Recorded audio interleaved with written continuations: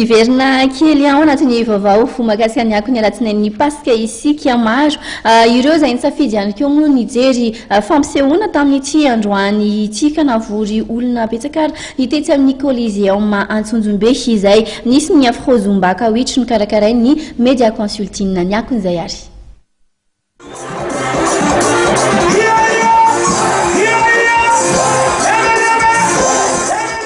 Nasarik'olona tokoa ny fampisehoana Afro Zumba kawitry izay nokarakarain'ny Media Consulting androany teny amin'ny Coliseum Antsonjombe.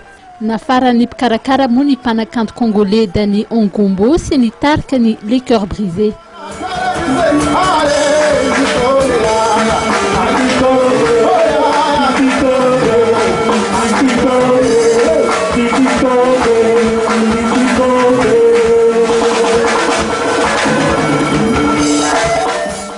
Mpanakanto malagasy maro ihany koa no niakatsehatra izay nahitana ny ry Farah Jones, Simonda, Tinsmen ary Jerry Marcos izay samy mpikirakira mozika mafana.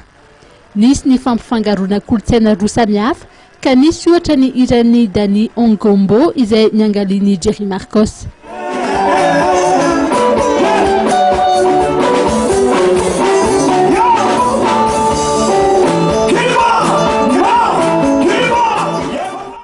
Afa-po tokoa ny mpikarakara ny hetsika na ny mpijery izay tonga maro ary hitataratra tokoa ny na Afro Zumba kawitry ny lanonana.